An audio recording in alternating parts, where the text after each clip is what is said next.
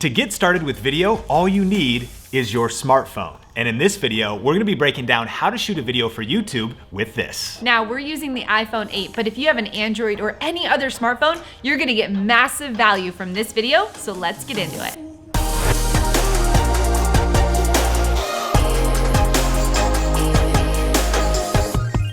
Hey, what's up? Sean Cannell here. Heather Torres here. And this is Think Media, bringing you the best tips and tools for building your influence with online video and social media. And we're so excited because we're in a 4-part series. This is part 1 of how to create YouTube videos with your smartphone. Part 1 is gonna be all about shooting the video. Then we're gonna do thumbnails in part 2, how to edit in part 3, and then finally how to upload it and optimize the video in part 4.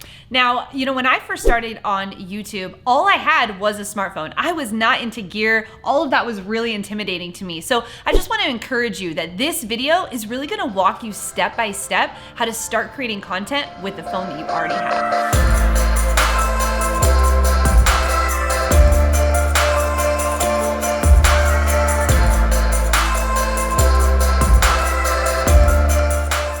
Tip number 1 is before you lock down your shot and set up any gear, put your phone in selfie mode and get a feel for the room.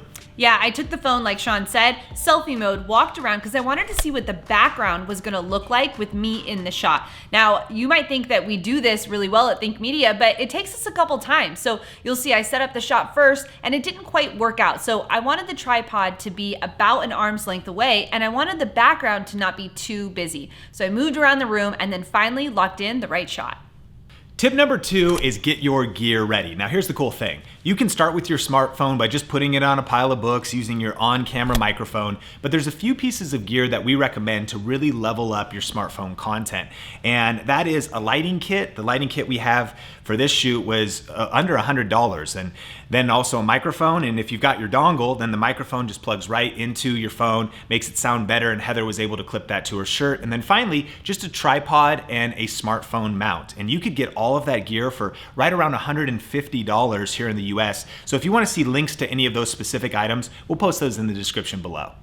Tip number 3 is to lock down your shot. Now, there's always the dilemma, do you do the selfie mode or do you do the normal camera? We suggest that you do the normal camera. And here's the best thing. I know I thought when I sat down, I can't see myself, but don't worry. Do a test shot first where you click the button, you sit down, you say something so you can test your audio, you can check the background, make sure everything's in frame, it looks nice. And then when you get started, everything's good to go. Yeah, and the reason you want to do that is because the normal camera on most phones, like the majority, is so much superior to the selfie camera. But here's the thing, you can still use the selfie camera if you want, but avoid this mistake.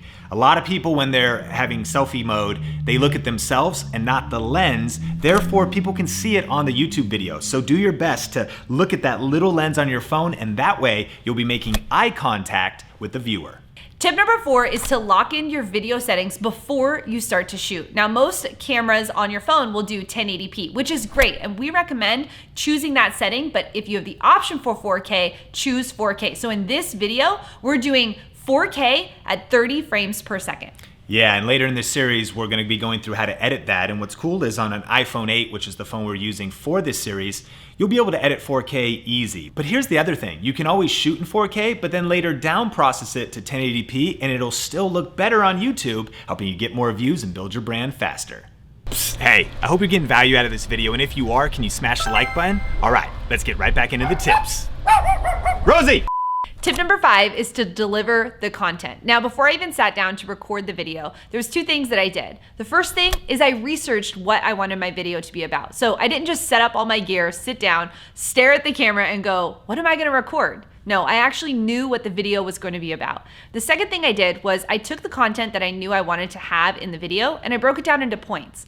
That just helps me record the video better and it allows my audience to be able to follow along with the video all the way to the end. Then what I did was press record. Now I walked through the entire video and just like you, I stumbled. I had to stop and restart and that's okay. You're not gonna get it right the first time, but just keep going.